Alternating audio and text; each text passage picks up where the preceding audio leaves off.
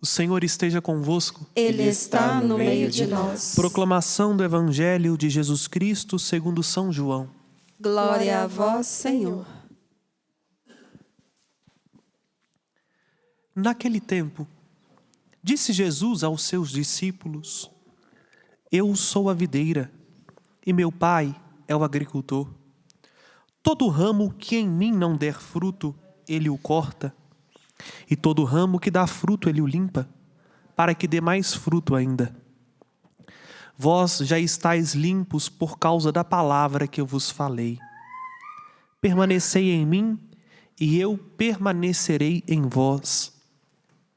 Como o ramo não pode dar fruto por si mesmo se não permanecer na videira, assim também vós não podereis dar fruto se não permanecerdes em mim. Eu sou a videira e vós os ramos. Aquele que permanece em mim e eu nele, esse produz muito fruto, porque sem mim nada podeis fazer. Quem não permanecer em mim será lançado fora como um ramo e secará. Tais ramos são recolhidos e lançados no fogo e queimados. Se permanecerdes em mim, e as minhas palavras permanecerem em vós, pedi o que quiserdes e vos será dado. Nisto meu Pai é glorificado, que deis muito fruto e vos torneis meus discípulos. Palavra da salvação. Glória a vós, Senhor.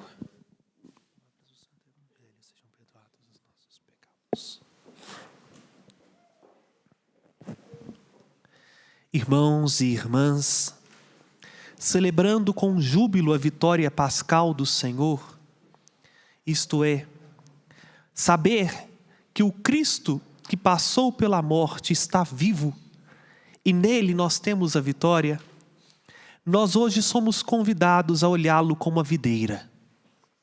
A vinha é um símbolo muito caro ao povo de Deus, não só porque ela produz a uva numa região árida, e a uva se torna para eles uma fonte de vida, porque da uva se faz o vinho, mas porque toda vez que Deus precisou referir a partir de uma imagem ao seu povo, ele usou a imagem da videira ou da vinha.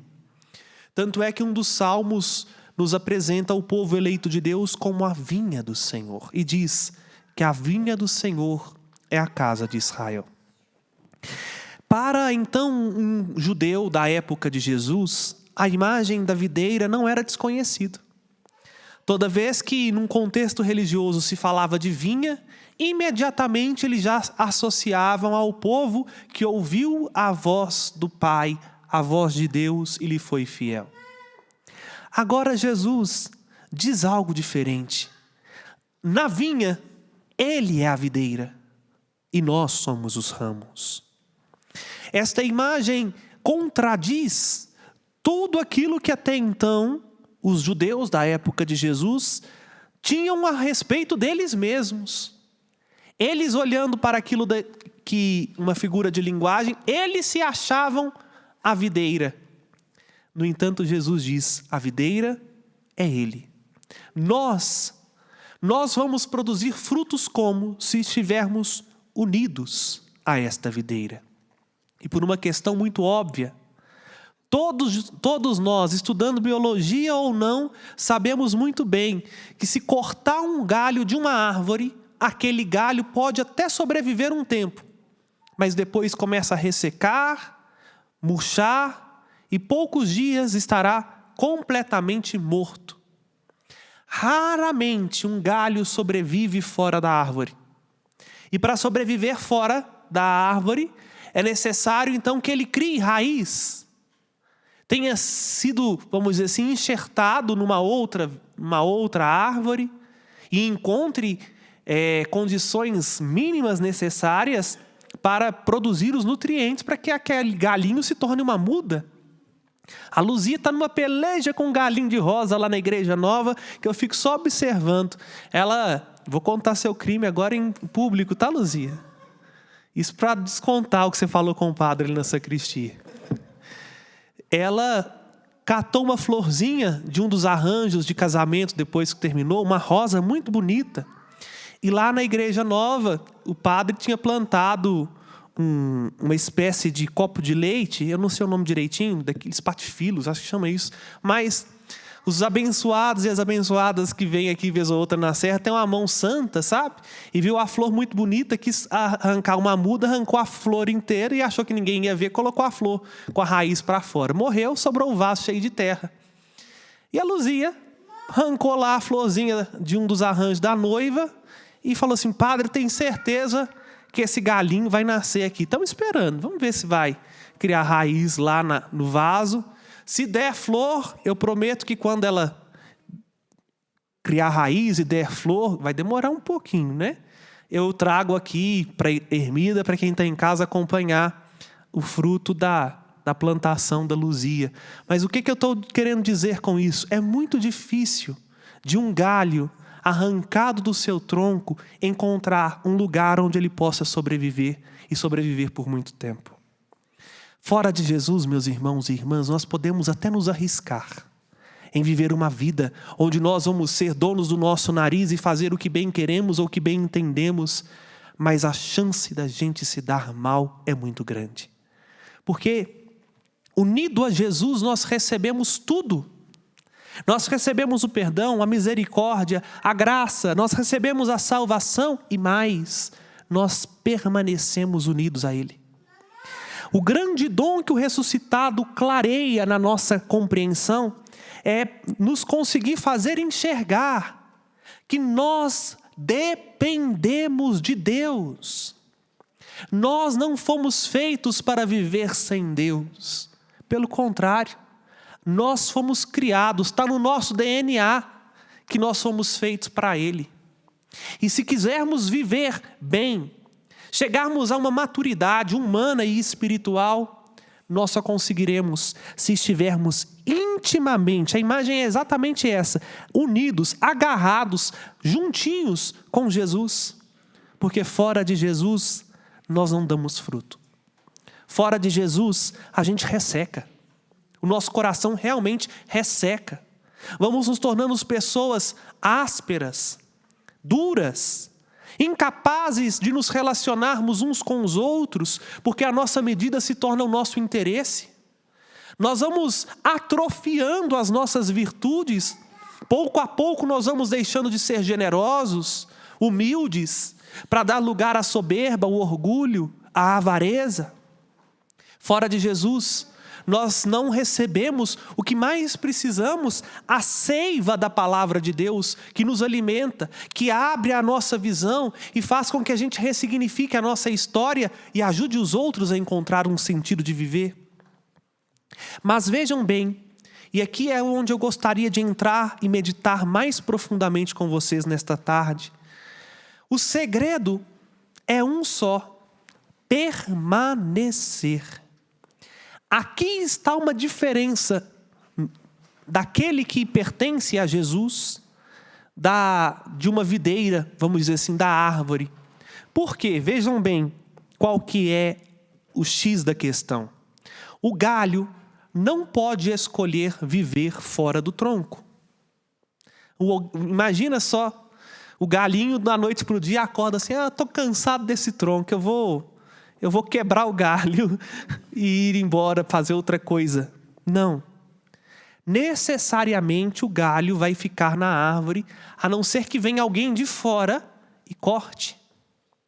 Agora, nesta videira, da qual não é mais um povo, mas é o próprio Jesus, o critério não está nem no tronco, não está nem no tronco, nem também está em algo de fora. Não é alguém que vai lá nos cortar.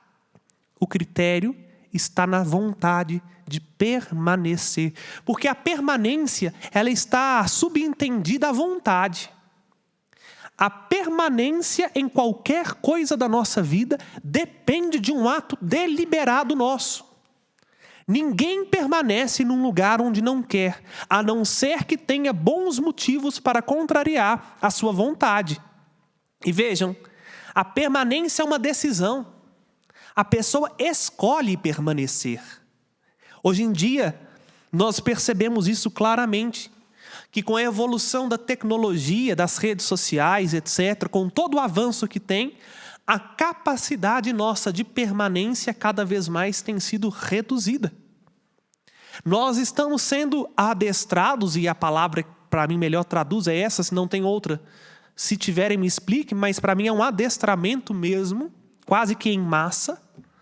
Nós estamos sendo adestrados para viver um excesso de mutabilidade, uma inconstância em tudo na nossa vida. A gente não consegue permanecer com a nossa atenção focada mais do que 5 minutos num livro, por exemplo. Hoje eu vejo que a maior parte da juventude tem dificuldade de ler livros densos. Quando chega lá um livro da largura desse lecionário, nossa, padre, é muita coisa para ler. Falo disso da época, não tão distante assim, que o padre não está tão velho, da época que eu estava no seminário. E que falava por mim mesmo, que às vezes tinha dificuldade de concentrar-me por 2, 3 horas num livro.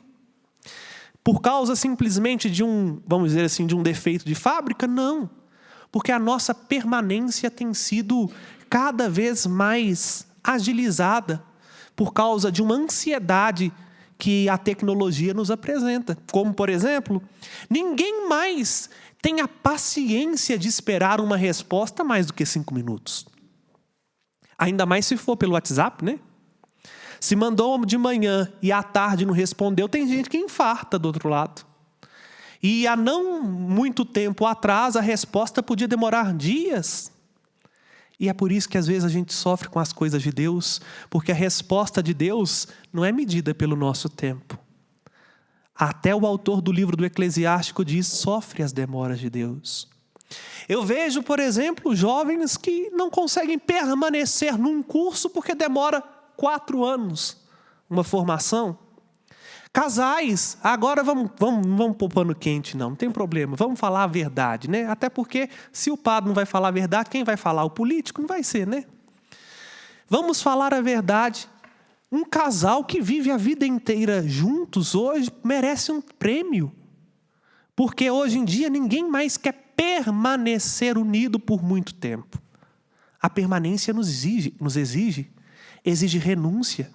Porque a primeira coisa num matrimônio para ele durar e ser duradouro é abrir mão da própria vontade, para ceder, para dialogar com o outro.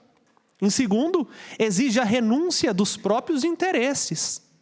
Vejam, Jesus nos ensina algo muito interessante.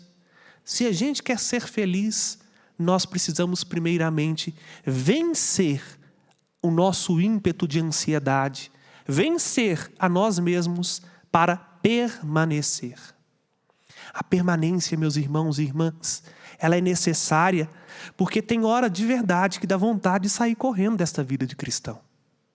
Tem hora que a gente olha com franqueza, e vou dar o exemplo a partir de mim. Tem hora que eu olho para o contexto em que eu estou inserido. Inclusive hoje mesmo, a Yara me escutou gritando nos corredores lá dentro. Me tira da serra, eu quero uma paróquia. Por quê? Nós somos desafiados a sempre querer aquilo que é mais cômodo. Enquanto permanecer em Jesus, a gente tem hora que vai ter que enfrentar um podão, sabe? Eu fico imaginando, porque é o que mais posso fazer é isto. Olhar, por exemplo, para uma árvore. Se ela pudesse falar, eu acho que no momento da poda ela reclamaria ou até nos xingaria.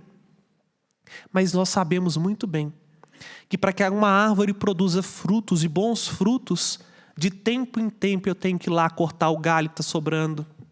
Tenho que tirar as folhas secas, tenho que pôr adubo, tenho que cuidar. Veja, nós só permanecemos naquilo que nós estamos dispostos a amar. Caso contrário, meus irmãos e irmãs, se não houver amor, nós imediatamente rompemos, quebramos os laços, partimos para outra.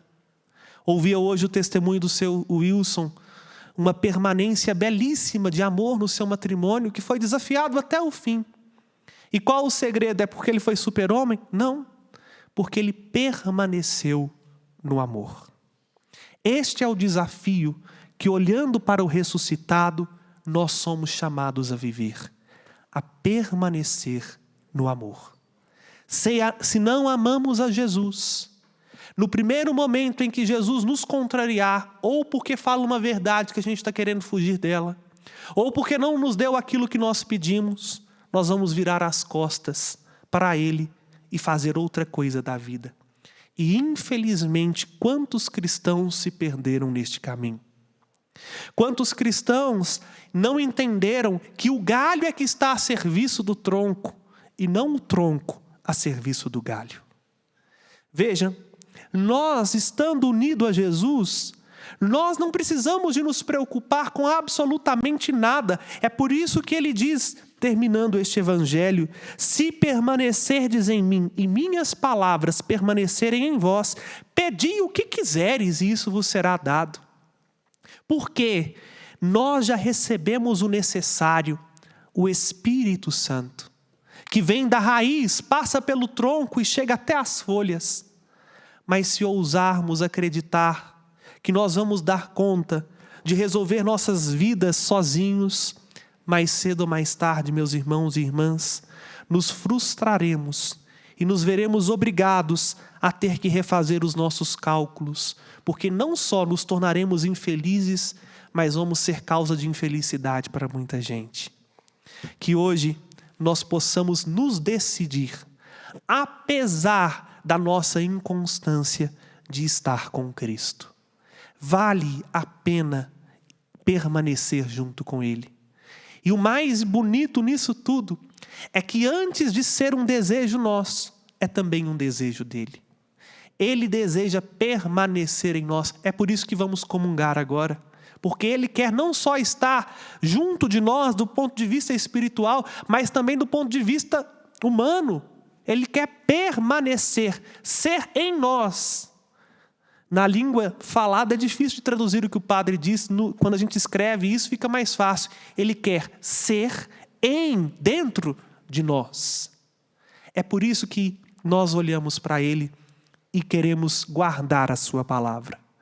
Que hoje nós possamos escolher pelo Cristo e pelo Cristo que está ressuscitado, para que permanecendo com Ele nas alegrias e tristezas, na saúde e na doença, todos os dias de nossa vida, e recebendo, porque estamos unidos a Ele, o Espírito que dá vida, nós possamos produzir frutos. Não para a nossa glória, mas para a glória de Deus. E o fruto de quem permanece em Jesus é um só, é o amor. E o amor transforma tudo. O amor transforma o mundo. E o mais difícil o amor faz, transforma o nosso coração. Que unidos a Cristo, produzamos o belo fruto do amor, para mudar este mundo tão marcado pelo ódio, pelo rancor, pela vingança. Só em Cristo nós aprendemos o que é amor e um amor de verdade. Só permanecendo com Ele, nós vamos dar este fruto e Ele já está disponível. Vai ser fácil? Não. Porque uma hora ou outra nós teremos que nos deparar com as podas. Mas não porque Deus é mau ou vingativo. É porque Ele sabe que o nosso fruto pode ser maior, mais doce, mais maduro. Por isso mesmo, Ele nunca se afasta de nós. Para que mesmo quando a gente queira se afastar dEle, nós possamos perceber a vida de verdade nós só encontramos nele, em Jesus. Louvado seja nosso Senhor Jesus Cristo. Para sempre seja louvado. Porque desejamos permanecer unidos a Ele,